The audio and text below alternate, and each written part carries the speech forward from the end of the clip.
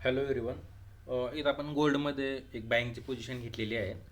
Normally आपण एक mini lot घेतो, पण आज आणि ह्या ट्रेडमध्ये आपल्याला काही एवढा काही कॉन्फिडन्स नव्हता, तर आपण इथं काय केलं आहे, त्याच्या हाफ क्वांटिटी घेतलेली आहे.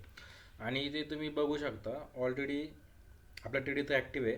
तर इथं आपलं 1:2 टार्गेट हिट झालं होतं. पण मला टार्गेट बुक करेपर्यंत मार्केट परत खाली आलं, तर मी काय प्रॉफिट बुक नाही केला. आता परत आपल्या टार्गेटच्या आसपास मार्केट आलं आहे सध्या. तर जसं टार्गेटच्या वरती जाईल ना मार्केट, तर मी काय करेल, लगेच इथं प्रॉफिट बुक करेल. मग त्यानंतर आपण याचं लॉजिक पण डिस्कस करूया. आणि आज मी तुम्हाला मॅनेजमेंटवरती जास्त सांगणार आहे, की जे मी तुम्हाला मागच्या 2 व्हिडिओमध्ये बोललो, की सेटअप इम्पॉर्टंट आहे, पण सेटअपपेक्षा जास्त इम्पॉर्टंट आहे ते म्हणजे मॅनेजमेंट. आणि मॅनेजमेंट जर आपण जेवढं स्ट्रॉंग ठेवलं, तर आपण कसं प्रॉफिट कमवू शकतो किंवा ते बेनिफिट्स कसे कसे दिसतात आपल्याला, तर ती मी तुम्हाला इथं दाखवणार आहे. एकदा इथं आपला ट्रेड एक्झिट झाला ना, तर मग आपण त्या गोष्टी बघूया. ओके. तोपर्यंत ह्या ट्रेडच्या पाठीमागचं आपण लॉजिक पण बघूया.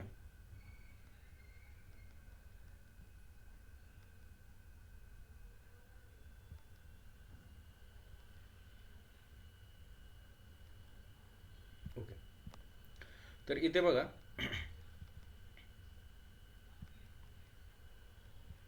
इथे काय झालं आहे, की मार्केट ऑलरेडी इथं वरती गेलं, एक रेजिस्टन्स बनवला, मार्केट खाली आलं, नंतर परत वरती गेलं, हा रेजिस्टन्स ब्रेक केला. ओके. ब्रेक केला, मार्केट परत त्याच्यावरती आलं, म्हणजे ॲज अ सपोर्ट इथं रिॲक्ट होणार. ओके.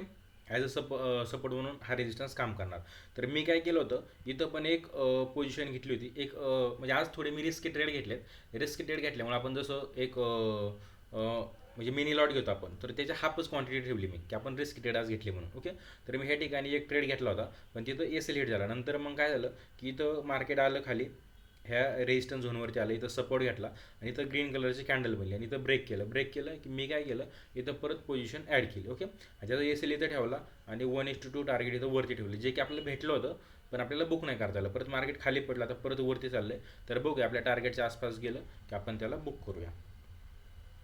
आणि ट्रेडचं बघाल तर इथे बघा, इथं बघा, 1.67 म्हणजे एक जवळपास $1.5-2 आपल्याला इथं काय झाला आहे, लॉस झाला पहिल्या ट्रेडमध्ये, जो की आपण स्कॅल्पिंग म्हणून ट्रेड घेतला होता, पण तो चालला नाही, म्हणजे इथंच घेतला होता आपण बघा.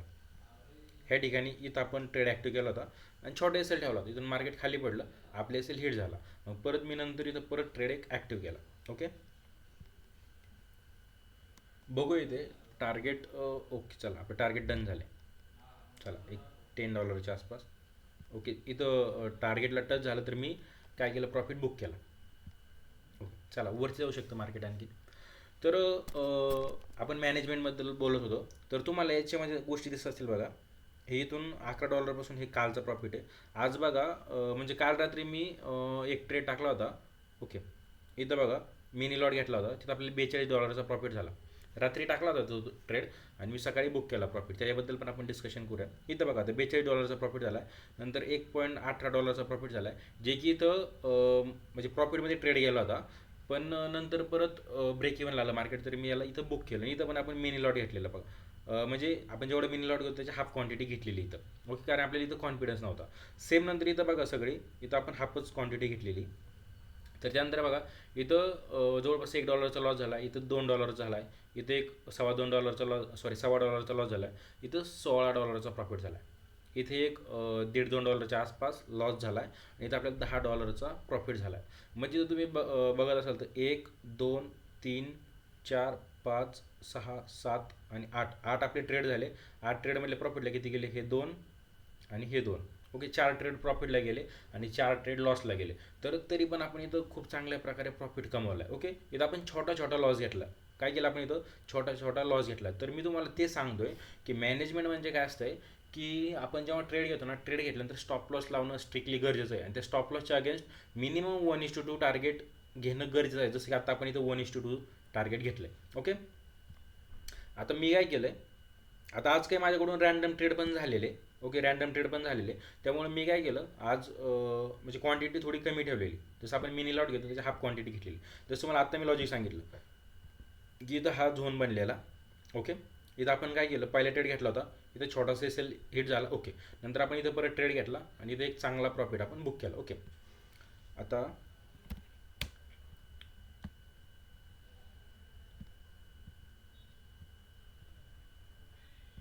आता मी जिथे बाकीचे एक एक $2-2 लॉसेस झालेत ना, ते लॉसेस कुठे झाले तुम्हाला एक सांगतो. म्हणजे तुम्हाला एक समजेल की आपण सेटअपच्या पाठीमागं धावण्यात काय मजा नाही, की सेटअप पाहिजे त्यापेक्षा मॅनेजमेंट जास्त स्ट्रॉंग असणं गरजेचं आहे. आता जे छोटे छोटे लॉसेस झाले ते आपले लॉसेस कुठे झालेत माहिती आहे का? आता इथे बघा 15 मिनटाची टाईम फ्रेम घेतली, तर याच्यामध्ये मी काय केलेलं, जेव्हा इथं बघा आता इथं ट्रेंड बघाल तर कोणता अप ट्रेंड आहे, मार्केट वरती गेलं खाली आलं, परत इथून अप साईडला गेलं, परत इथं खाली पडतं, वरती गेलं, परत इथं खाली यायचा प्रयत्न करतो. ओके, तर मी काय केलं ह्या ठिकाणी ना, मला असं वाटलं की इथं चला इथं एक सपोर्ट आहे, तर मार्केट सपोर्टपर्यंत नाही येणार, इथूनच वरती जाईल, इथून वरती खाली आलं आहे, इथून वरती जाईल, इथला हाय ब्रेक करून वरती आणखीन मोमेंट होईल असं मला वाटत होतं.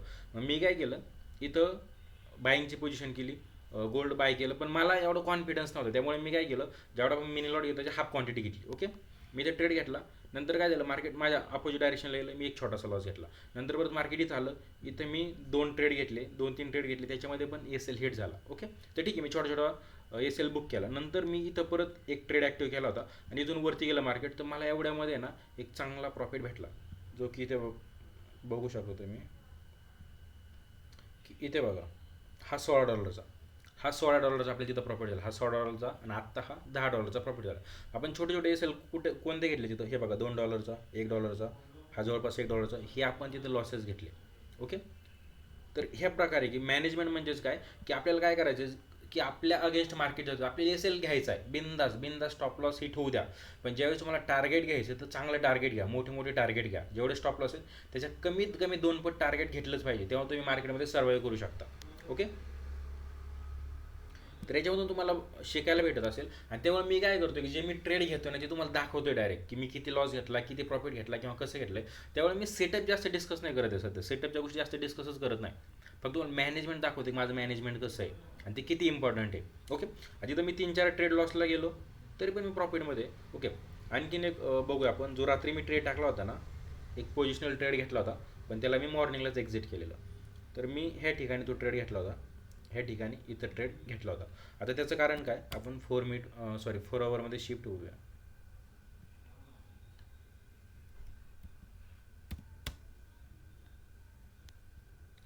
ओके, आपण 4 आवरमध्ये शिफ्ट झालो. त्यानंतर इथं आपण काय केलं, हा रेजिस्टन्स झोन ड्रॉ केला. आता मार्केट काय करतं, इथं मल्टिपल टाईम रेजिस्टन्स झोनला हिट करते. ओके, वरती गेलं खाली आलं, परत वरती गेलं. ओके, इथं बघा मल्टिपल टाईम हिट करत, इथं पण हिट केलं आणि इथून आता वरती गेलं मार्केट, इथं बघा परत खाली आलं, परत वरती गेलं. म्हणजे काय, इथं मार्केटने हायर ॲप फॉर्मेशन केलं आणि मी ह्या ठिकाणी ट्रेड घेतला. तर मला काय वाटत होतं की इथून आहे ना मार्केट वरती ह्या झोनपर्यंत जाईल, एवढं मी प्रेडिक्ट केलेलं. मग नंतर मी काय केलं माहिती आहे का, मी 15 मिनटामध्ये शिफ्ट झालो आणि मी ह्या ठिकाणी ट्रेड घेतला होता. का ट्रेड घेतला, इथं बघा मार्केट वरती गेलं, परत जेवढं स्ट्रॉंगली वरती गेलं तेवढंच परत खाली पडलं, परत तेवढं स्ट्रॉंगली वरती गेलं, इथला हाय ब्रेक केला आणि ऑलरेडी 4 आवरच्या टाईम फ्रेममध्ये बघितलं आपण की मार्केट वरती जाणार आहे एक रेजिस्टन्सपर्यंत. ओके, तो एक आपला व्ह्यू आहे.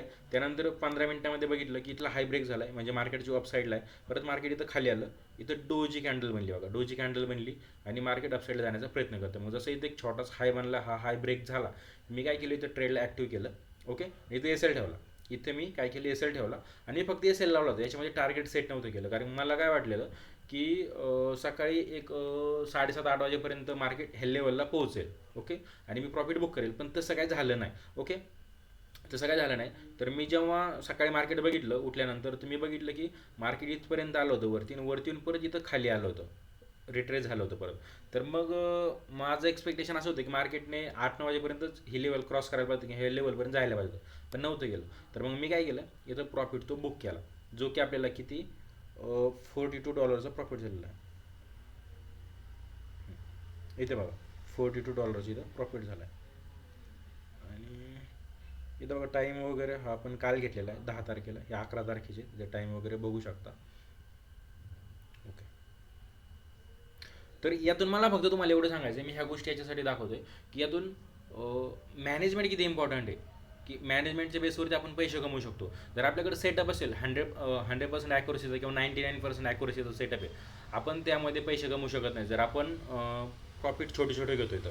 कारण काय होईल की आपण 10 दिवस कंटिन्यू पैसा कमवतो आणि एक मोठा लॉस घेतला, तर 10 दिवस जेवढं कमवलं तेवढं एका लॉसमध्ये पूर्णपणे जाऊ शकतं. तर त्यामुळे मॅनेजमेंटवरती फोकस करा.